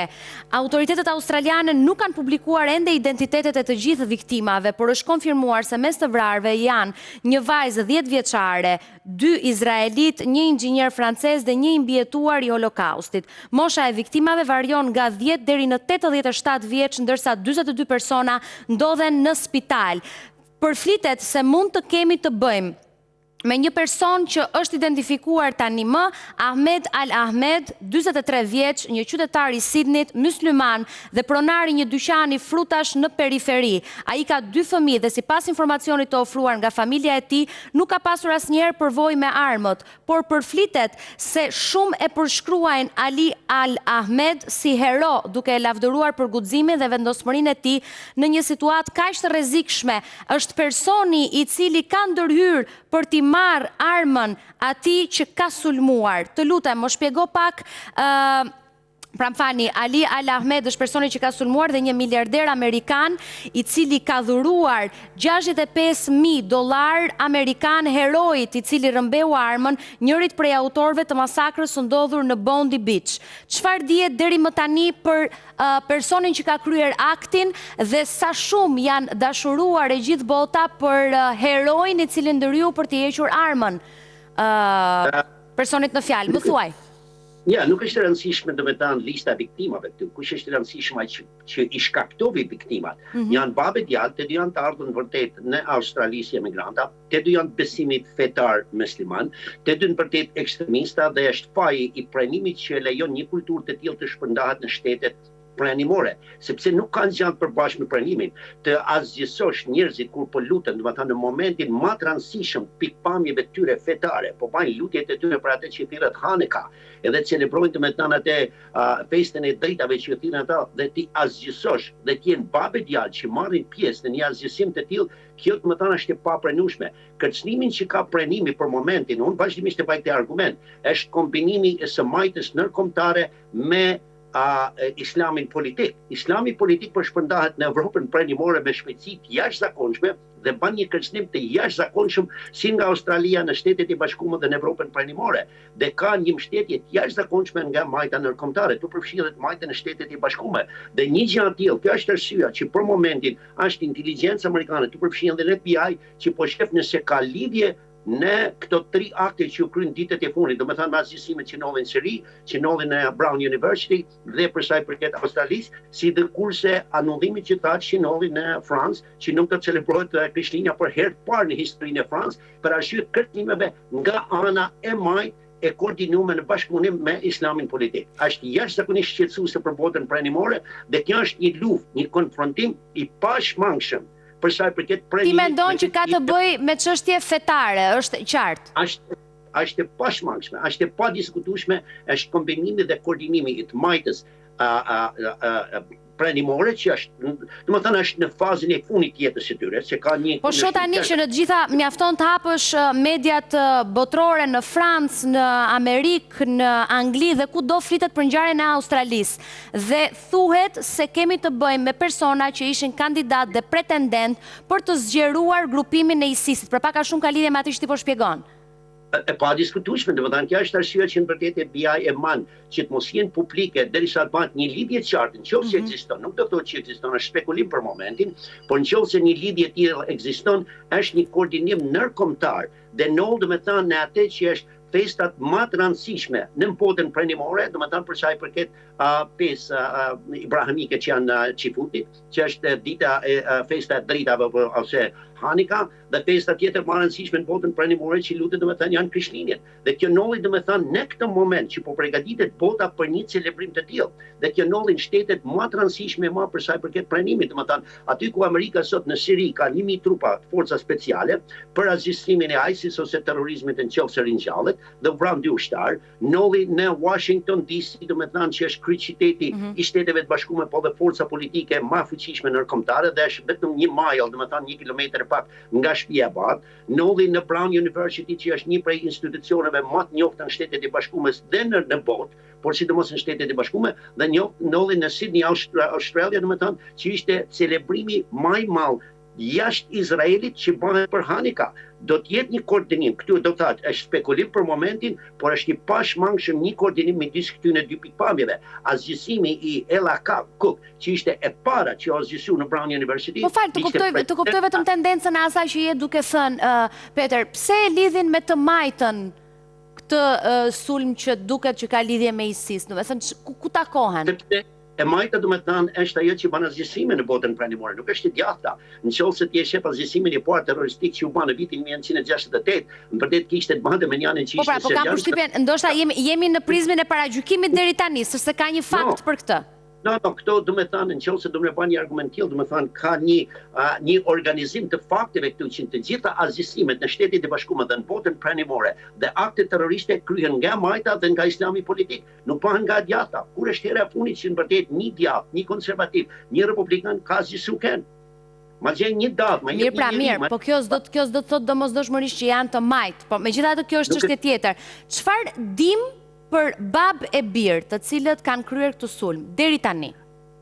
Njani është vrarë, baba është vrarë, kjo është gabim, kurse djali është në gjenitra në spital, ai detyrimisht që do të merret në pyetje nga autoritetet e Australisë, nuk janë edhe autoritetet tjera ndërkombëtare, por fakti që dihet që nuk janë nga Australia dhe janë të besimit islam dhe janë të ardhur si emigranta, kjo është një thirrje që duhet të bëhet pranimi të ndalohet në mënyrë rrënjësore, domethënë, të ndalohet në mënyrë permanente, sikurse bani thirrje presidenti Trump që të paktën për 20 vitet e ardhshme të mos lejohen këta njerëz të vinë në botën pranimore derisa të kuptojmë nëse asimilohen dhe nëse janë të gatshëm të jetojnë në këto vende të civilizuara. Këta vinë me atë qëllimin që në qoftë se ti kundërshton pikpamjet e tyre politike ose fetare ose atë pikpamje që mund të kenë ata në bazë besimit tyre politik ose fetar, ti do ta zgjidhsohesh, për që duhet ti nështrohesh. Vetë pikpamja e tyre që thot islam, po ta përkthesh tamam në gjuhën shqipe do të thotë submission ose nënshtrim. Në qoftë se nuk i nënshtrohesh, ti do të kesh një konfrontim me të dhe ata mund të azgjësojnë sikur sa azgjësuan domethënë njerëzit që po luteshin në Australi. Është qartë, po dua të pyes pak edhe Megin dhe do kthejmë përsëri te ti Peter. Lutem qëndro dhe pak me mua. Megi, në mediat amerikane, a ka ndonjë lloj ngritje alarmi për pasigurinë që ka qoftë në universitete, po ashtu në çfarëdo lloj ambienti? Momentalisht, si që thashtë më përpara, nuk është e zakonshme që ngjarje të tilla të ndodhen në universitete. Zakonisht synojnë ose shkollat fillore, shkollat 9-vjeçare, gjimnazet apo qendra tregtare ku ka edhe shumë njerëz. Në universitete nuk ka ndodhur ndonjëherë dhe është hera e parë që ndodh dhe prandaj edhe ka shoku edhe gjithë mediat anë mbar. Nuk shikohet një rritje alarmit, unë flas edhe për universitetin që unë edhe vazhdoj studimet, nuk e kanë ngritur një shqetësim të tillë. Mendoj që gjërat momentalisht janë stabil, ata që kanë pas pra vrasit që ka dash me gjujt edhe 9 plagosur dhe vras të vdekurit e tjerë, ka kryer si me thënë akt, ndërsa në universitetet e tjera nuk shifet një ngritje alarmit dhe gjërat duken shumë qeta. Peter, por ta rikthyer vëmendjen tek ngjarja e Australisë, a është kthyer në shqetësim mos menaxhimi i radikalizmit? Vetëm ta korrigjoj këtë zonin që foli se nuk është nuk ka ndonjëherë në universitetet amerikane, sepse në Virginia Tech në vërtet para 7 viteve të mëntesh u azgjësuan ose u vran 7 studentë, u plagosën 4 tjerë, dhe për sa përket masave të rrepta, Fifth Avenue në Manhattan është bllokuar komplet dhe nuk ka drejt hyn kush me makinë. Të gjitha sinagogat në New York City që janë vende që luten qifutit janë bllokuar për momentin me polici dhe nuk lejohet që të ofrohet kush nëse nuk e vërteton që në vërtet ke besimin e tyre.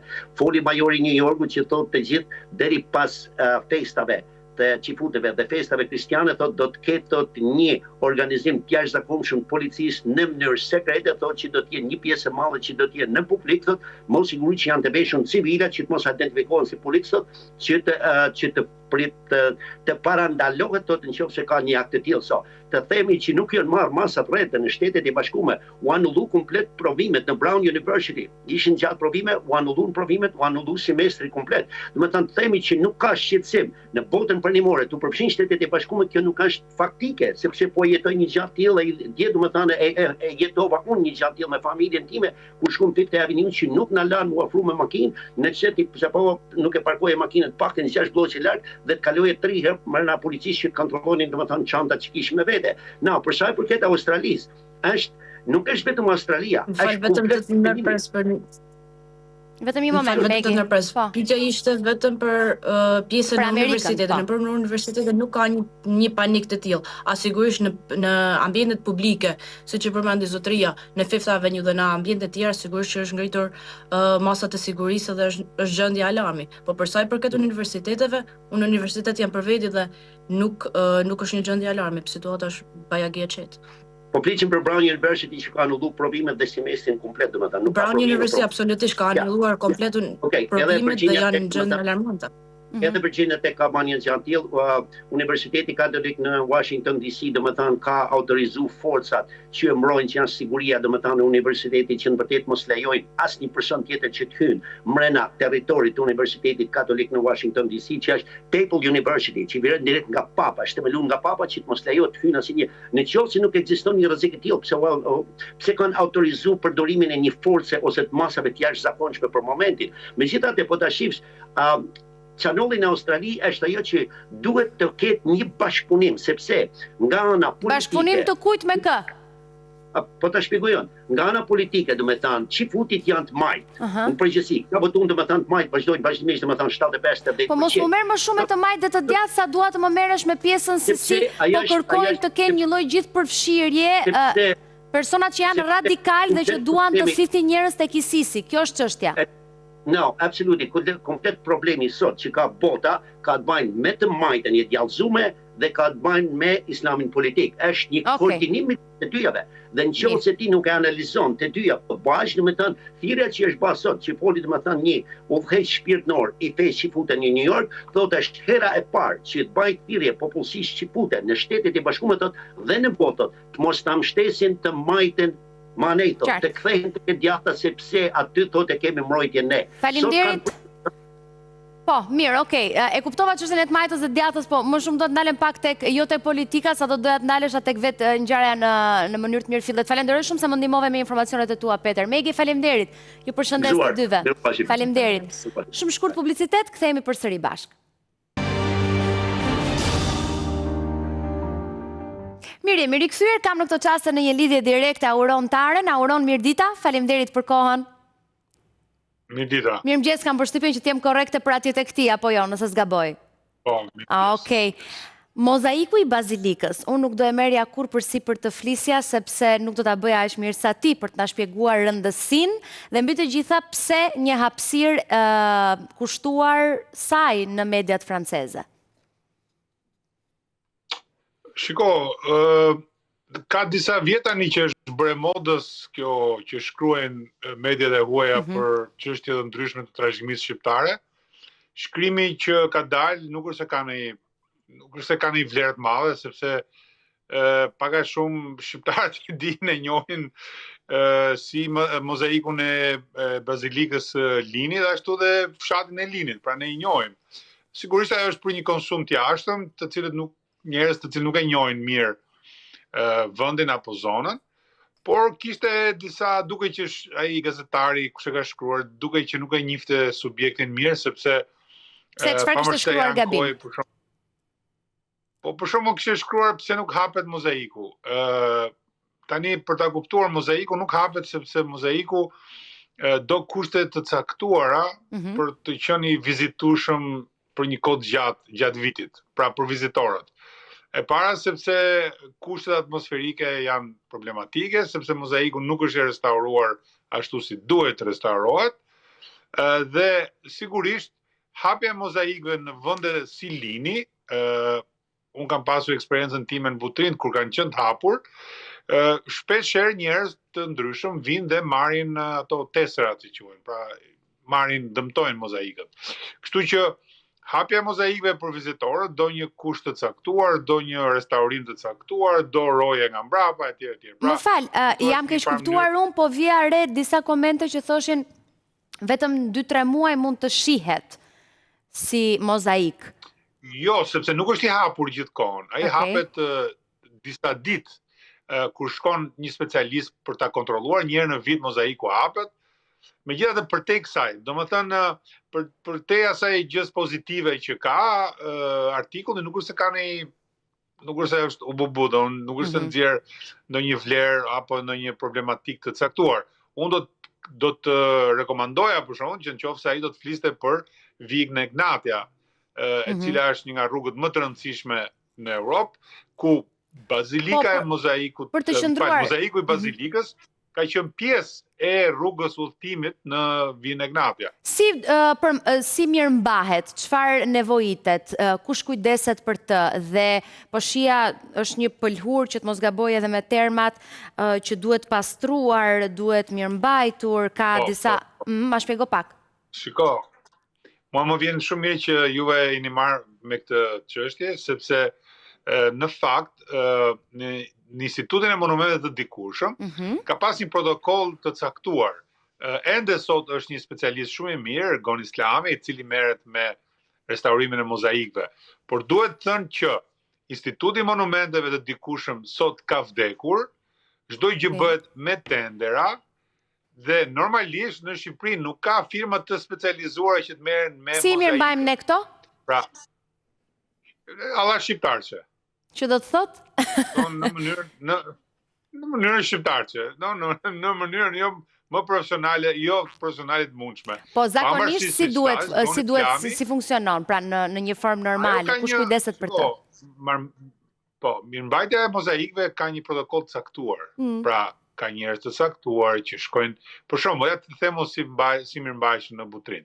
Në Butrin ne i hapnim në shtator, kur niveli i ujit ishte shumë i ulët, vinte specialisti i përkatës, i kontrollonte, i pastronte, sepse duhet thënë që ka vegetacion, pra vegetacioni e dëmton mozaikun. Dhe për atë arsye ajo shtrohet me të pëlhurën që ju përmendët, për të penguar rritjen e vegetacionit. Dhe pastaj mbulohet me rër. Rëra është një nga mënyrat më të lira, të mira, do të thosha, më të mira, të lira, për të mbajtur frymarrjen e mozaikut, sepse mozaiku duhet të ketë frymarrje, pra nuk mund ta veshësh me... Ti si du ta vlerësoje si mozaik, sa rëndësi ka për trashëgiminë kulturore? Shiko, bazilika, mozaiku i Linit është pjesë e peshkopatës së Ohrit. Pra, Ohri ka qenë një nga peshkopatat më të rëndësishme në perandorin bizantine. Në peshkopët, një pjesë e peshkopëve të Ohrit kanë qenë personalitete shumë të rëndësishme, njerëz të cilët kanë krijuar edhe lëvizje anti-perandorake në kohën e tyre. Pra, peshkopata e Ohrit shumë e rëndësishme. Bazilika e Linit ka qenë pjesë e kësaj peshkopate, ku peshkopi, pra nga Ohri, vinte të kalonte pushimet në Lin. Dhe sigurisht aty ishte edhe një bazilik, pra një kish bazilik e cila përdorej dhe për popullatën për qark, por dhe për nevojat shpirtërore të peshkopit dhe të popullatës. Tani do urojmë dhe shpresojmë që pas vëmendjes që i kushtuan mediat franceze, i kushtohet pak vëmendje nga institucionet shqiptare bazilikës dhe jo vetëm siç theti më herët.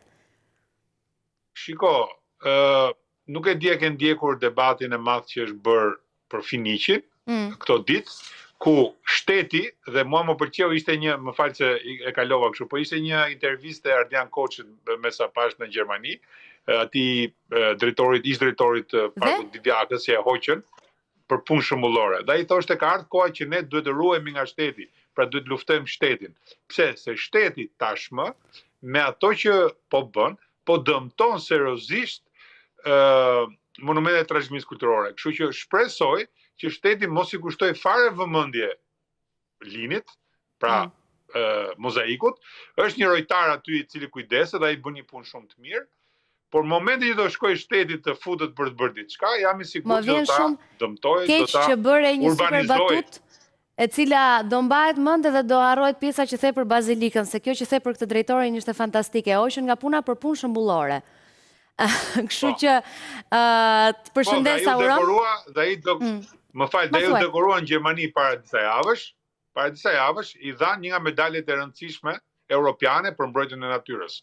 Pra zonja Kumbaro e hoqi për punë shëmbullore, nga puna, dhe ai shkon në Gjermani, punon tani, nuk e di, roje ku punon, dhe dekorohet me një nga medaljet më prestigjioze europiane. Ka për ta marrë malli ta heqin nga puna për këto arsye siç të heqim ne këtu. Të përshëndes Auron dhe të falenderoj shumë për komentin edhe kohën.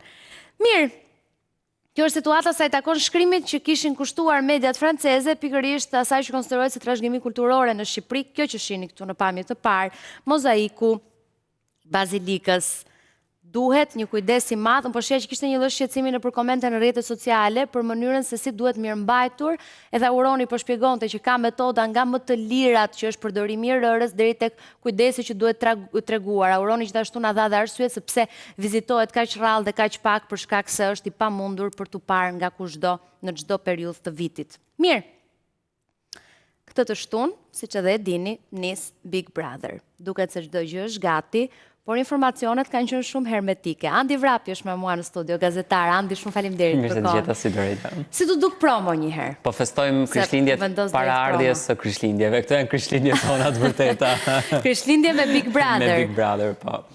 Shiko, promoja, si me thëmë, pasqyron edhe cilësinë me të cilën Big Brotheri bëhet, organizohet, edhe tregon edhe njerë që kur bëhet fjalë për konkurrencë, duket që nga promoja që në të vërtet është e kotë flasin për konkurrencë, sepse bëhet fjalë për një nivel tjetër prodhimi, produksioni, i dukshëm që nga promoja, që nga muzikat në cilën kanë përdorur producentët për bërjen e promos, që është kënga e Rozalias që ka bërë namin në të gjithë botën, tregon sa i updateuar me kohën dhe sa afër botës moderne të cilën ne shohim 24 orë 24 nëpërmjet smartphone-ve tanë apo mjeteve tjera teknologjisë, është në të vërtetë realizimi i këtij Big Brotheri. Dhe më thënë drejtën, unë, si më thënë, duhet të njëjtën gjë që kam thënë vitet e tjera, thjesht duhet të bëj rekord dhe të bëj replay, sepse vazhdon mbetet po. Vazhdon mbetet akoma standardi shumë i parashikueshmërisht shumë lart. Shpika një fjalë të re.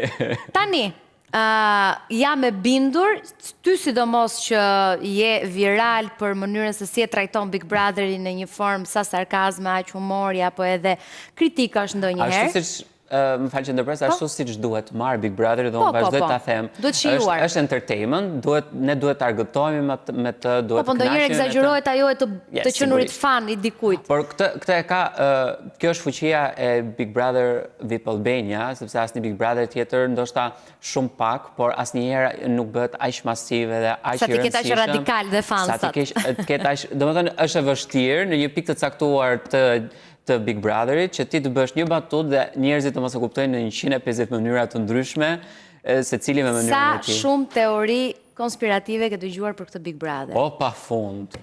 Që nga data kur do filloj, që nga kush do ta moderoj, që nga kush do të futet, që nga fan klubi, kush do ta moderoj fan klubin, kush do të jenë opinionist, domethënë ti dëgjon çdo ditë nga një teori nga më të ndryshme, edhe është shumë fani me thënë drejtën, sepse ato them njerëzve që unë kur dolin fillim fotoja e siluetës së moderatorit, do mendova që ishte Egli. Edhe unë e shpërndava. Egli faktikisht e kishte mohuar vetëm para pak ditësh? Pak ditëve, po kjo bëhet fjalë për 2 javë para.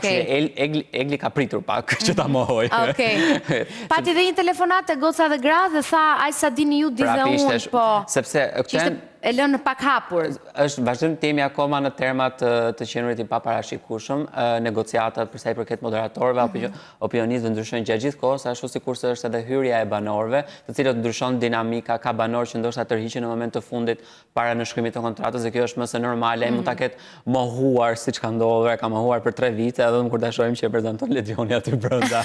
Kështu që është nga ata, unë nuk futem në Big Brother dhe ti je banori i parë zyrtarisht që futesh në Big Brother. Dhe kjo më përndjek mua, me thënë drejtën, sepse gjithë nga që prej vitesh unë kam thënë që nuk dua të futem se të futem. Doja faktikisht të të pyesja, pse jo? Po, unë e di që nuk jam adapt për atë gjë, pra unë e di limitet e mia, kështu që them jam shumë mirë këtu jashtë, merrem shumë mirë jashtë. Po e bukur është që tani nuk më le egoja ime që të futem, sepse kam thënë 100 herë që nuk do të futem. Asnjëherë mos thua jo, nuk i diet. Do ta ndon si stresi pastaj. Tani, se që kam dëgjuar shumë teori, që nga banorët, data, etj me radhë. Flasim pak për opinionistët e Big Brother, jo fan klubi. Tek fan klubi kemi të konfirmuar Franceskën, që e konfirmoj vetë të goca dhe gra. Flasim pak për Big Brother dhe pastaj shkojmë tek fan klubi dhe tek moderatorja. Çfarë ke dëgjuar? Se jam kështu ti them apo si them. Jepi deri në një pikë po. Jo, me sa dim ne është sërish Arber Hajdari opinionist, nuk kemi asnjë mohim, asnjë pohim, po gjithmonë edhe kur e ka mohuar prapë shfaqur. Po sepse unë kam dëgjuar edhe për Arjan Currin, prandaj këtu në këtë studio. Kështu që ti mendoj që është Arber Hajdari. Mua më duket më i besueshëm Arjan Curri, ndoshta ose në fan club ose si banor, sesa si opinionist zyrtar i prajmeve. Unë mendoj që do jetë sërish Arbri, plus që të jemi të sinqert, pavarësisht marrëdhënies paksa konfliktuale që kemi për shkak komenteve të mia, ja ka marrë dorën. Sa ndonjëri ke pak meme të hidhura. E po tani varet si merr. Pra ti thua Arbri. Po, unë mendoj që Ti vetë këtë do zgjidhje mes Arbrit dhe Arjan Curit? Jo, unë do të vazhdoja me Arbrin, sepse ashtu si që thash... Ma Arbër, është që... Jo, po ja ka marrë dorën dhe e kemi më të thjeshtë, pra e kemi pranuar që është personale, që kemi mësuar të jetoj me këtë... E ke fjetur mënde që Arbri nuk më do, kështu që unë do vazhdoj jetën time. Që të duhet një alan, një këshu, po themi sa të filloj nga e para këtë procesin, më mirë... Do nisësh pasaj të zjesh nga Arjan Curit. Ja, i ku kush do vi. Ndërkohë, përsa i përket... Arbri është stoikë, gjatë gjithë sezoneve. Po, edhe batutat bën shpesh virale të Arbrit. Pra, pavarësisht se shumica për nesh nuk bien dakord me komentet e Arbrit, ndonjëherë na duket sikur është i një anshëm ose anon shumë më shumë se ç'duhet nga një anë sa një tjetrën. Pra, batutat bëhen virale dhe mendoj që në fund ditës produksionit viraliteti është një nga ato kutizat që duhet çekohet patjetër dhe Arbri këtë ka mësuar me gabimet e tij në sezonet e kaluara, kështu që mendoj që është. Ndërkohë përsa i përket vajzave nuk e dima do tjetë akoma Neda Balluku. Ka qenë Balina, Jacqueline, Neda, Orine Biaj, kush mund tjetë të herë? Unë do doja Jacqueline Lekatarin. Për mua ka qenë, në mendimin tim, ka qenë opinionistja më e mirë që ka pasur Big Brotheri në të gjitha sezonet. Për po se njerëzit vdesin të mos bien dakord me Jacqueline, edhe kur Jacqueline thot realitetin, njerëzit prap janë mësuar që t'jenë kundër saj. Jacqueline ka mësuar t'i përballoj tashmë këto dhe mendoj që është shumë e dejmë për ato koltuk dhe unë isha shumë i lumtur ta shija çdo prime. Ema Andrea si do të dukej si opinioniste? Mua më pëlqen të Goca dhe Gra. Okej. Qose kanë plan të përfundoj sezoni Goca dhe Gra. Okej, po jo, mendoj që është shumë mirë të Goca dhe Gra, plus që është një format që Ema shumë artiste. Edhe nuk do doja që figura e saj, si më thënë, të përlyhet me debate Big Brother të cilat të ndjekin gjatë gjithë jetës. E di pse po bëja unë lidhjen e Ema Andrea, si do të them arsyen pse e kam përfshirë në këtë listë, për shkak se Goca dhe Gra ka një pauzë gjatë periudhës së Big Brotherit. Do të thënë njëra nga ato. Që do të thotë të martave ka Big Brother, Andi. Okej. Nuk besoj që Ema do ta pranonte. Ti mendon që jo, Ema. Jo, nuk. Neda Balluku? Duke qenë kryedaktore edhe autore e Përputhen, nuk mendoj që është e lodhshme. Pra, o njëra në tjetrën. Po mund të jetë një figurë e re, që s'ka qenë opinioniste? Edhe mundet. Shiko, vazhdojmë timin në ujra të parashikuara. Por, duke qenë se më pyete këtë do doje ti, unë do doja Jacqueline-ën. Kanë bërë një lojë në rrjetet sociale fan klubi Big Brotherit, duke vendosur të ka lodhur pak, duke vendosur disa iniciale të moderatores. Tani, Egli Tako e tha vetë që nuk jam mund. Edhe Sara Gjordeni. Pavarësisht se e la deri një pikë të hapur si ide. Po të gjitha do ta lënë deri një pikë të hapur, sepse vëmendja dhe interesi është gjithmonë pozitiv për sa i përket shifrave. U thanë jo Egli dhe Sara për ta seruar për ata që na ndjekin? Egli ka postuar në grup chat që ka me fansat e saj, nga ana tjetër Sara Gjordeni ka postuar në Instagram. Ndërkohë për sa i përket inicialeve të tjera që korrespondojnë. Ecim se i kemi. Shkojmë tek Klea Huta. Jo, Klea tashmë është për skena shumë të mëdha, skena spektakli, skena... Fan klubi është fantastik, ora? Po prapë, si me thënë, është shoqërues i Prime-it, nuk është në vetvete sërish. Po ndonjëherë të paktën sezonin e kaluar, fan klubi ka qenë? Ka pasur një periudhë shumë të artë, fan klubi dikur, ka pasur një periudhë shumë të lartë. Po, edhe sezonin e kaluar, kishte debate, kishte familjar. Unë e krahasoj shumë e kam me nostalgjin time. E kuptoj, shkon tek Big Brother që nuk ishte VIP, shumë vite më herët. Edhe ishte shumë lartë. Ska gjë, ecim. Orine Biaj pash një ON, falë atje. Mendojnë që jo. Ori është shumë e fokusuar tashmë, jo vetëm në Goca dhe Gra, po edhe në sferën e politikës. Kështu që jo. Dyshoj që... Danja Koka. Mund t'ishte një mundësi, por Instagrami më shëmbushur me mesazhe që konfirmojnë që është Kiara Tito. Okej. Është edhe këtëja atje, tek fotoja. Tani, përsa i përket shifrave në Instagram apo shifrave në rrjetet sociale, sigurisht që... Mua, për shembull, Instagrami më shëmbushur me mesazhe, a do jetë Egli Tako? Po, e mohoj pra Egli, kështu që mirë, po them që ajo ishte emri më... Jo, këto ditët e dje dhe par dje. Okej. Se ndërkohë që mund t'isha në Apo Vjenë, ndoshta nga që e mohoj Egli dhe... Nuk e di, Kiara do donte ta bënte duke shkuar nga Portokallia, spektakli më i ndjekur në fan club, nuk e di a do donte këtë gjën, por mund t'i shkonte, duke qenë se e ka provuar vetë si eksperiencë, si moderatore për mua është okej. Sigurisht nuk është moderatore ime preferuar, por objektivisht është okej. Plus që ka një mori fansash që e ndjekin kudo që shkon, e mund të prezantojë ndoshta edhe një program në orët e vona dhe sërish do ketë një audiencë të caktuar sepse ka një fanbase të dedikuar, kështu që nga ana e produksionit unë do ta zgjidhja, sepse do më interesonte. Pash dhe një RD, Rudina Dembacaj? Jo. Rozana Radi? Shiko, këto gjërat bëhen edhe për të... Po pra, po, unë po përpiqesha pak a shumë të luaja, si që kanë luajtur ata me inicialet, Rozana Radi jo, thua. Jo. Okej. Shiko, duke njohur dhe egon e personazheve të caktuar, dyshoj që fanklubi është një kafshat shumë e vogël për ta, për urinë e tyre, e them shumë metaforikisht. Francesca Murati e konfirmoi. Kush e shoqëron? Jozi tha edhe jam edhe s'jam, diçka të tillë. Unë kam dëgjuar një emër, por nuk e di sa e vërtet është. Okej. Unë kam dëgjuar emrin Arjan Konomit. Okej. Nuk e di sa e vërtet është. Nëse do rikthej do ishte shumë e bujshme, sepse pas shumë dramave, pas shumë lajmeve, plus që Arjan Konomi është një emër tashmë i konsoliduar në median shqiptare. Francesca dhe Jozi do ishin interesant. Unë jam shumë... Shke me Jozin? Jo, se kam me Jozin, e kam më shumë se sa me Kimin e të dyre. Një pak nostalgjik ti, Andi. Nostalgjik? Po, jam shumë. Po, ti e kupton që mund të shohësh në një panel Franceskën... Unë Arjan Konomin do kisha kuriozitet ta pyesja pak për Endri Shabanin, çfarë mendon që u bë avokat populli. Shumë keq që është bërë Endri Shabani avokat populli dhe të ishte bërë opinionist bashkë me Arjanin. Kjo do ishte... Ajo do kishte qenë la krem de la krem. Po mund t'ja bëj njerëz si ofertë se mund të tundohet, se avokat populli nuk është se... Do përpiqem unë maksimalisht i kem të dy në Shqipëria Live njerë për një përballje. Dhe jam e bindur që Arjani do pranonte, po me Endrin vështirësi do kishim. Banor, kë kemi konfirmuar. Do një që ke dëgjuar, po. Ka një list në internet që qarkullon nga Robert... Më thonë që kemi 20 sekonda, jepi. Oke, ka një list që qarkullon që nga Roberta Liaj tek... Po, e kam parë dhe unë atë, po, ma kanë sjellë. Po, të gjithë thonë nuk e di. Përsa ko thonë nuk e di, unë mendoj që janë akoma në proces në shkrimi kontrate.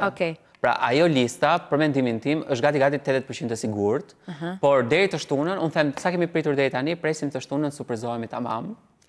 Interesante. Të kthejmë Instagramet në privat. Të presim e të shohim, po, në privat e bën gjithnjë kur nis Big Brother Andi dhe pastaj e bën publik sa po përfundon Big Brotheri, që të mos shijoni asgjë falas në këtë jetë. Pay for you. Faleminderit shumë. Andi, gjithmonë kënaqësi kur të kam në studio, edhe për mua. Po. Kush po na shan, ndonjë nga këto që nuk do jetë moderatore, më shumë ose nga këto që u refuzojnë ftesat. Mbase. Faleminderit Andi. Mirë, ne kemi mbritur në fund, pas pak jeni me edicionin informativ në ekranin e Top Channel, teksa së bashku do shihemi sërish nesër në të njëjtën orë në Shqipëria Live. Kalofshi mirë.